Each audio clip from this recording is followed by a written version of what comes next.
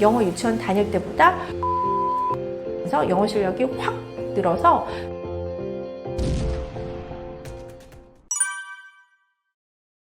이거는 꼭 필요하다, 필요하지 않다라고 말씀드리기는 참 힘든 것 같아요. 필요한 아이들이 있고 필요하지 않은 아이들이 있을 것 같고요. 필요한 어머니들이 있고 필요하지 않은 어머니들이 있으실 것 같아요. 그것은 제일 중요한 건 아이의 성향이나 영어 유치원 비싸니까 가정의 경제 상황 그런 것들을 고려를 하셔야 될 것 같은데요. 필요한 아이가 분명히 있긴 있을 것 같아요. 어떤 아이들이냐면 어렸을 때부터 영어 노출이 됐는데 영어에 굉장히 큰 관심을 보이는 친구들이 있어요. 영어로 말하는 거 너무 좋아하고 그 영어로 된 오디오북 같은 게 요새 많이 나오는데 그런 거 혼자 듣고서 외우고 막 따라하고 그런 영유아 아기들이 있거든요. 그리고 뭐 외국인 보면 가서 말 걸고 싶어 하고 그런 친구들은 확실히 영어에 관심이 있기 때문에 그런 그 표현을 하고 그렇게 태도를 보이는 거라고 생각을 하거든요. 이런 아이들을 두고 있는데 엄마 아빠가 영어를 좀 못하시거나 영어에 큰 관심이 없으시거나 자신감이 없으시면 영어 유치원을 보내시는 것도 저는 괜찮다고 생각을 합니다.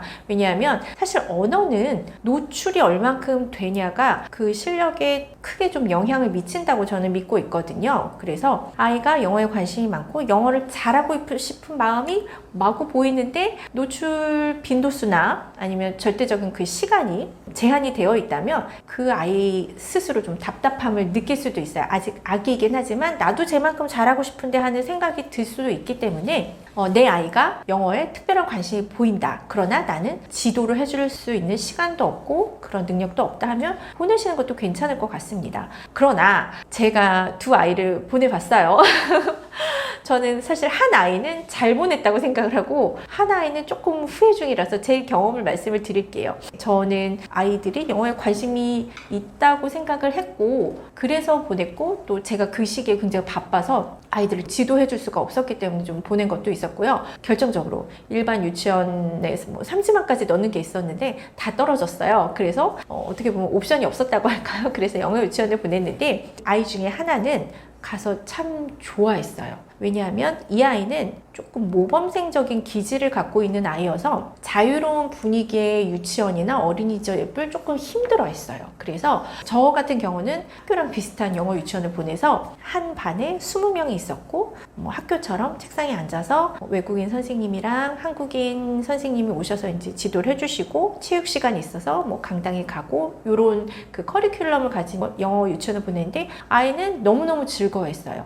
영어 유치원에서 대부분 그 학교처럼 좀 정제된 태도를 요구를 했기 때문에 그런 분위기를 참 좋아했던 것 같아요. 그리고 영어 유치원에 따라 다르지만 일부 유치원은 약간의 경쟁 구도를 좀 구축을 해서 아이들을 자극하는 경향이 있는데 이 아이 같은 경우는 그런 걸 참 좋아하더라고요. 그래서 나는 책을 몇 권을 더 읽고 무슨 메달을 받을 거야 하는 그런 결심들을 좀 하는 경우가 있었어요. 그리고 뭐 스펠링 테스트에서 나는 꼭 1등을 할 거야. 이거를 뭐 제가 강요한 건 아닌데 그 영어 유치원 분위기 속에 젖어서 그런 걸 약간 즐기면서 하더라고요. 그래서 너무너무 즐겁게 다녔고 외국인 선생님을 그때 처음 만나면서 외국인에 대한 어떤 그 처음에 있었던 낯설음을 조금 친근함으로 바꿔가는 과정에서 그 문화적으로 습득하는 부분을 굉장히 즐거워했던 것 같아요, 아이가. 그래서 그 친구에게는 참 좋은 경험이었다는 생각이 들고 지금 저희 아이가 4학년인데 아직까지 저한테 얘기를 해요. 자기는 영어 유치원 다닐 때 너무 좋았고 즐거웠고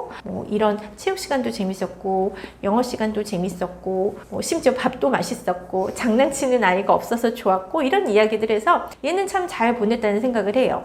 그런데 또 다른 친구가 있어요. 저에게는 이제 이 친구는 사실 조금 후회가 되는 부분이 있어요. 성향이 다른 부분이 분명히 있고 이 아이는 좀 더 창의적인 아이고 이 아이는 조금 더 자유로운 분위기가 맞는 아이인데 어떻게 보면 제가 엄마로서 한 아이만 보내기에는 나중에 좀 후회를 하지 않을까 아니면 안 보내게 되면 이 아이가 나중에 내 원망을 하지 않을까 라는 생각 때문에 둘 다 보낸 것 같거든요. 그래서 지금은 조금 미안한 마음이 들기도 해요. 이 친구는 가서 조금 힘들어한 게 그 경쟁적인 분위기를 좀 싫어했고 영어를 언어로서만 받아들이는 게 아니라 어떤 공부의 대상으로 받아들이기도 한 것 같아서 얘를 영어 유치원에 보낼 거였으면 이런 영어 유치원보다는 조금 더 자유로운 영어 유치원에 보낼 걸 그랬다라는 생각을 좀 많이 하고 하고는 있어요. 그래서 아이 성향을 잘 파악하셔야 되고 영어 유치원마다 특색이 굉장히 다르기 때문에 어떤 특색을 갖고서 어떤 부분을 강조하시는지를 좀 보셔야 될 것 같고요. 또 중요한 거는 대부분의 일반 유치원에서는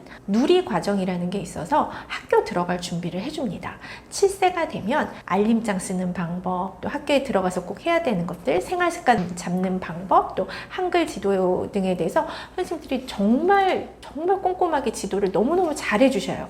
그런데 영어 유치원은 이름은 유치원이지만 사실은 학원이에요, 여러분. 그래서 누리과정에 대한 지도가 전혀 없어요. 그래서 부족한 부분은 집에서 채워주셔야 돼요. 그 부분이 어떻게 보면 되게 큰 스트레스일 수가 있더라고요. 사실 저도 이제 7세에 일반 유치원을 보냈으면 한글 교육을 따로 안 시켜도 되었을 것 같은데 저는 따로 한글을 가르쳤어야 되고 뭐 생활습관 잡는 부분도 더 집에서 훈육을 강화하면서 아이들을 계속 트레이닝을 시켰어야 됐고 그래서 그런 부분에 대해서는 좀 아쉬움이 있기는 해요. 그래서 영어 유치원이 좋다더라 아니면 다들 영어 유치원을 가니까 나도 보내야지 라는 생각을 하시기보다는 아이 성향을 잘 파악을 하시고 아이가 영어에 얼마큼 흥미가 있는지 우선은 제일 먼저 그 부분을 파악하셔야 될 것 같고 두 번째는 영어 유치원을 보내시기로 했다면 어떤 영어 유치원을 보내시는 게 좋을지에 대해서 되게 꼼꼼하게 아주 꼼꼼하게 잘 살펴보시는 게 좋을 것 같다는 생각이 듭니다.